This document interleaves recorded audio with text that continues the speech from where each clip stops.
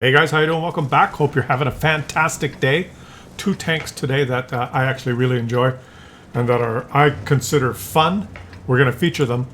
You guys know this one, right? The STB1. He's got the perfect map. He's got the perfect matchmaking. Let's see if he used his pneumatic suspension and gun depression to just walk all over these enemies. Why does he have a number 42 on it? Okay, yeah, this is just a sticker. This is not what... He's not Wargaming's 42nd biggest customer. It's not one of those, you know, the tanks that have the numbers on the back? You know, 372 in bright red neon. 372nd guy, fastest guy to give Wargaming all your resources. I call it the biggest moron ranking. Whoever's got that tank is number one. Congratulations. Oh, yes, he's gonna punish this guy. He's gonna punish him, and there's nothing that guy could do. He's not even, oh, he is spotted. He is spotted, but look at this gun depression, guys. Like, when you make it work, he's making it work. These guys have no idea. You can't counter him, right? This guy's gonna aim, keep aiming, yeah.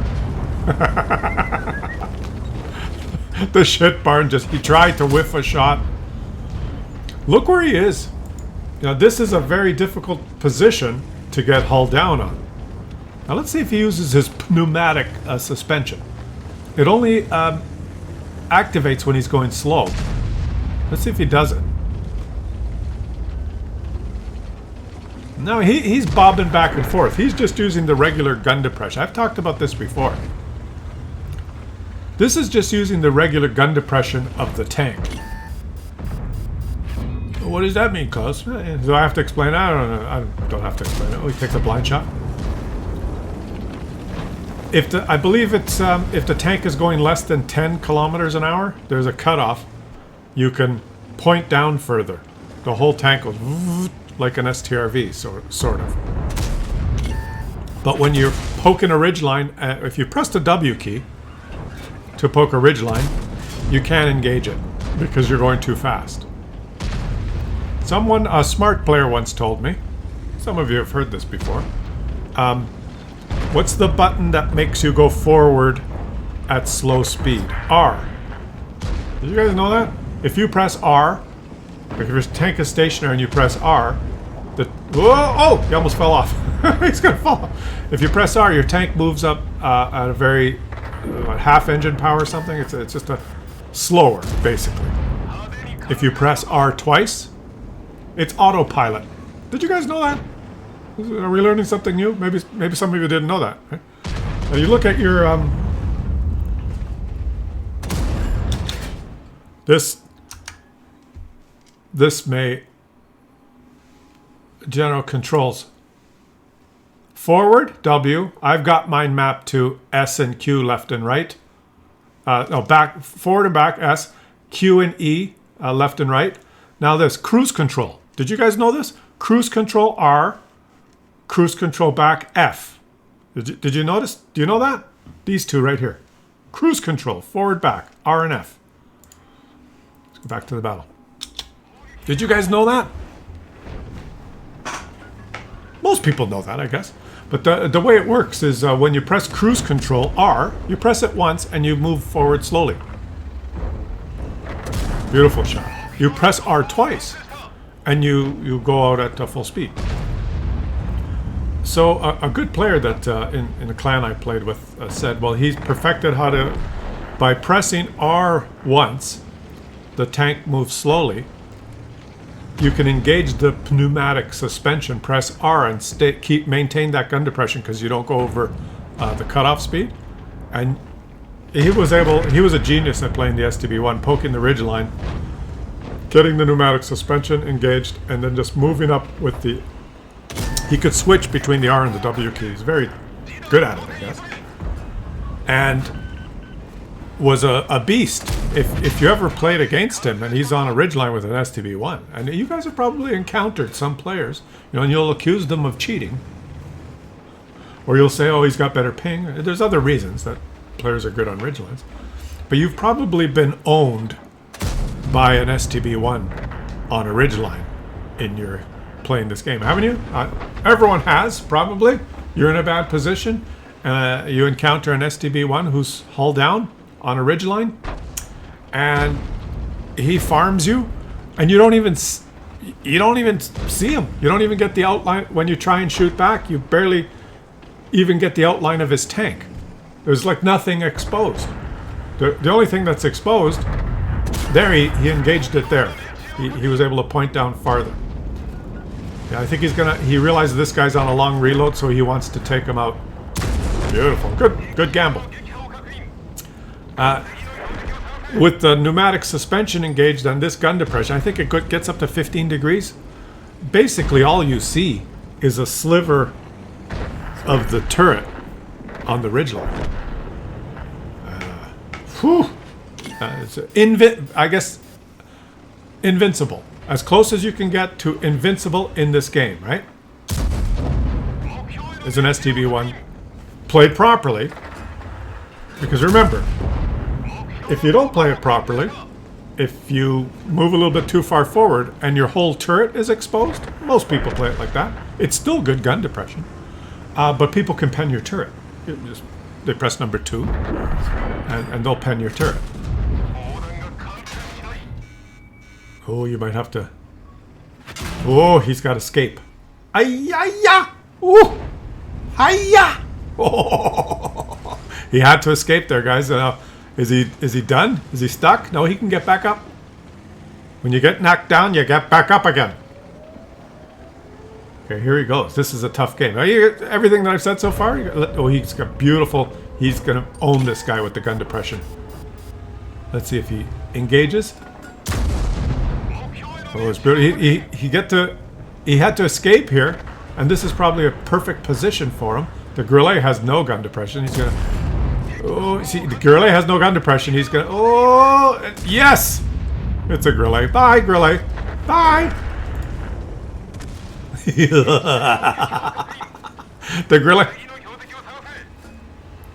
The Grillet tried, but he has no gun depression, right? And point blank, the Grillet... missed, because you should watch the video. What? Let me just see. It's called. Is it called Just Snipe, or Who Would You Rather Have on Your Team, or Russian Math is Never Wrong? One of the videos I did recently, where I featured the Grillet and explained how to not miss your shots with the Grillet. The Grillet could have killed them. A good Grillet player would have. Come over there. Make sure you have a repair kit activated. Come over that hump. Stop. Let him shoot you. If you're tracked, repair immediately. Aim your shot. Kill him. The Grillet rushed it, point blank. Wargaming says you miss. You're going too fast with Grillet, and it's time for you to die.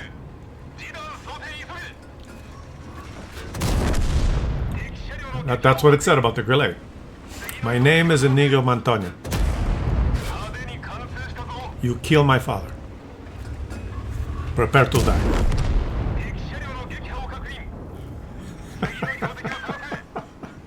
And this guy just gave us a... what is it called?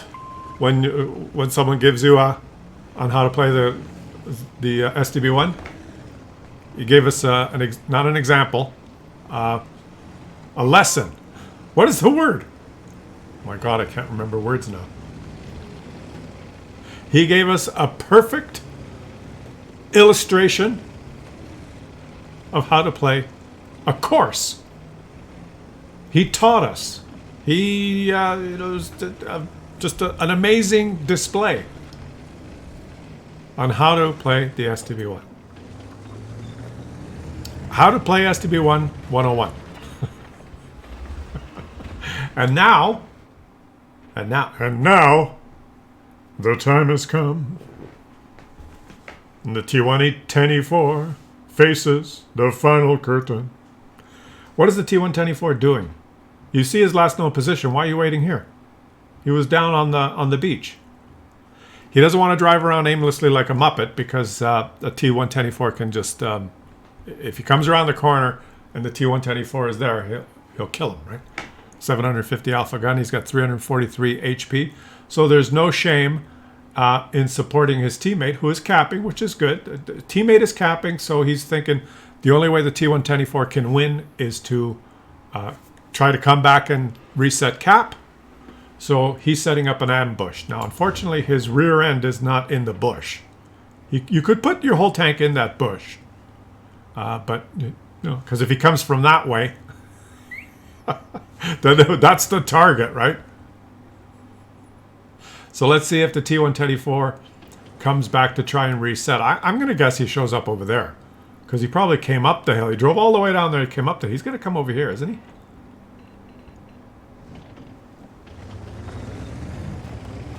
Let's see. And now he decides to drive. T-124 has just given up. Even if he's given up, even if this is it, if this is it, then it's still a fantastic game. Where is the pussy T-124? He probably said, oh, I'm too slow. Oh, there he is! Exactly where I said he'd come up. You would have got a shot if you were patient. Huh? If you were patient. Klaus knows. How did I know that the T-124 would show up there? You know, I did not watch the replay before. You know, so it's not like I knew. I was watching it live with you guys. But this is how I knew. It's called deduction. I didn't know, but I deduced, right? The T-124 went to the beach. He drove all the way down the beach. His last known position was on the ump ramp towards his base. Why did he drive all the way there? Because he was going to drive up. And then he drove up and all his teammates were dead because he's slow and he made a dumb mistake going there. So now he's on top and they're capping. What does he do? He has to come and reset. He's not going to go back down on the beach. He's slow, so it took him all that time to get to that ridge line. If you waited, you would have pumped another 340 damage into him. And you would have maybe got to 8,000 damage. Perhaps. Perhaps. He lost credits. Mr. Bagashev. Mr. Bagashev, you went the wrong way. In hindsight, though, if he did stay in that position where he was, half in the bush, and the T-124 showed up exactly where I said he would, the T-124 would have spotted him and shot him up the ass and killed him. So I was correct also that he should have been completely in the bush. I'm a backseat driver. I know. Just a little analysis, but he had a fantastic game, no doubt. But if he was completely in that bush and stayed in that position, the T-124 would have poked up. He would not have been spotted because he was completely in the bush. Turn his turret, smack him, game over. Anyway, Super Hellcat in a Tier 9 game. Okay, like, what could go wrong? And we're watching this because, hey, this player, Rock and Roll Johnny, who has one of the best names in World of Tanks. Rock and Roll Johnny. Rock and Roll Johnny's going to have a rock and roll game. Tier 7 in a Tier 9 game. It doesn't get any worse. Okay, guys? It does not get any worse. And I know a lot of players, they'll press battle and they'll see this matchmaking and they'll just say, oh, give up. Tendency is to just say, screw you, Wargaming. Especially when it happens 27 times in a row. I can understand. It's very frustrating to be bottom tier all the time. But not Rock and Roll Johnny. Rock and Roll Johnny does not have that attitude. Hey, it's rock and roll, right? Live hard, die fast. That's what he's going to do. He's going to live hard. He's not going to die fast. Rock and Roll Johnny he's pushing forward because he's bottom tier. Why not, right? What's the worst that could happen? He encounters a Tier 9 player.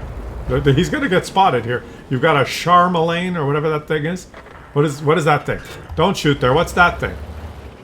A charioteer. He's lucky he didn't get spotted by the charioteer, but he was bushed, right? Now if he shoots, he gets spotted. But he doesn't care. He moves up. He wants to spot the charioteer. And I hope Rock and Roll Johnny knows. Oh, they spotted a Conqueror. Don't shoot, Rock and Roll Johnny. You're going to get spotted. He did not get spotted. Impressive, because the Conqueror is inside. Look, wait.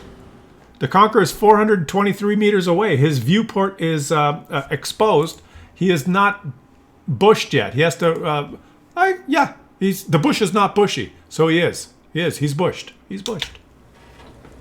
No, the bush has to be bushy. You have to back up a smidgen more. He's going to get spotted. There, now he's bushed. There you go. See, now he knows. Okay, there you go. Now he's bushed. Now he's not bushed. Enemy armor is damaged. Nice work. He's not spotted. What kind of concealment does a Super Hellcat have after firing its gun? We damaged him. Now, the charioteer was not on the ridgeline, so he couldn't spot him. But this 405 meters away has got to be spotted.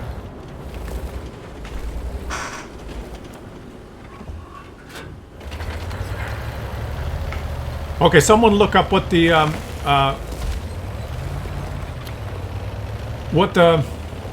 concealment of a Super Hellcat is after firing its gun. Is it still 10%? Let's just use a round number. 10%? Now he's bushed. He's not going to get spotted. Is it 10%? If it's 10% and the guy was 423 meters away.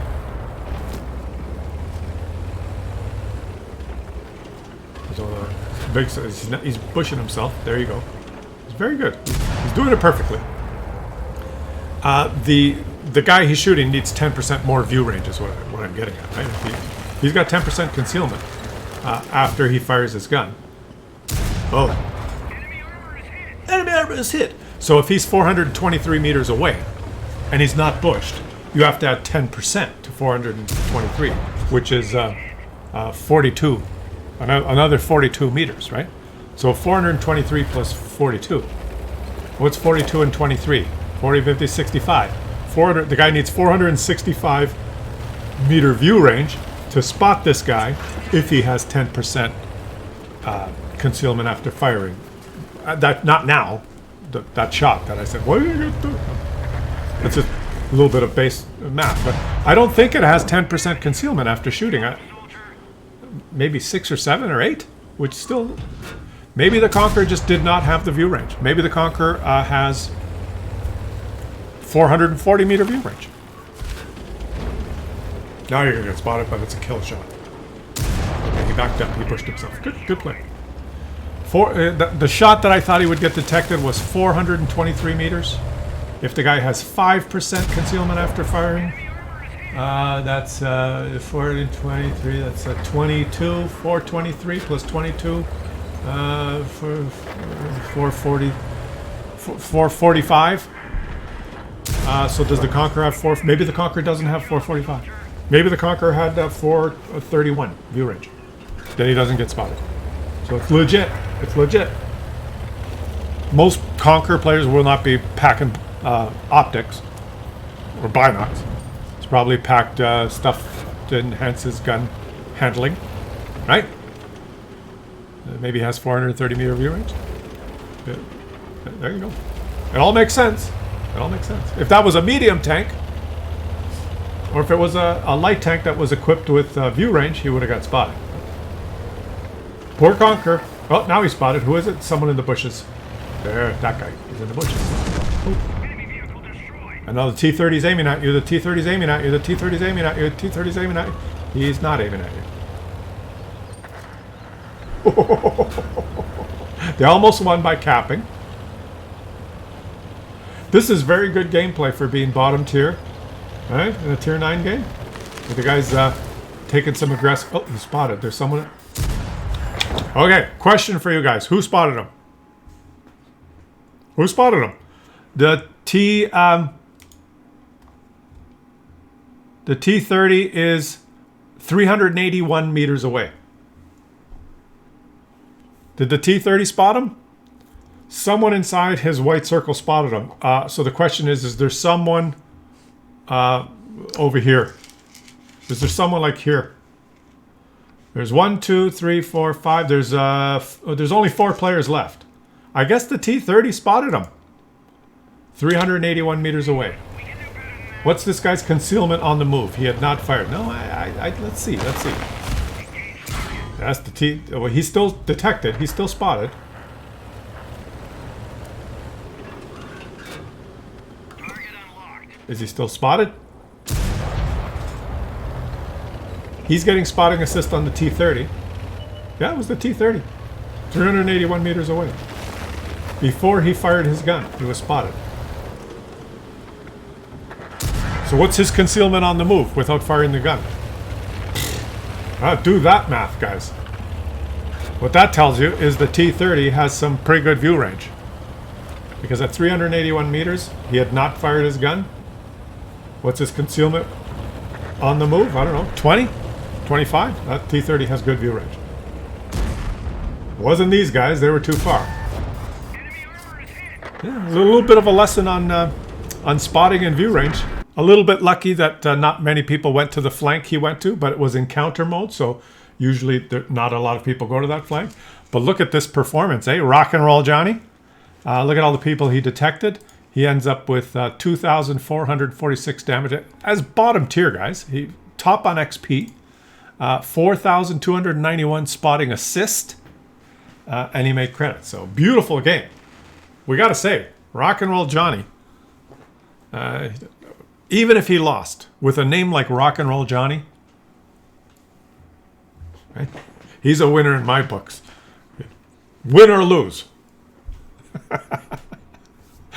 Let me know what you guys think. Thumbs up and subscribe to the channel. Help the channel grow. And I'll catch you guys on the next one.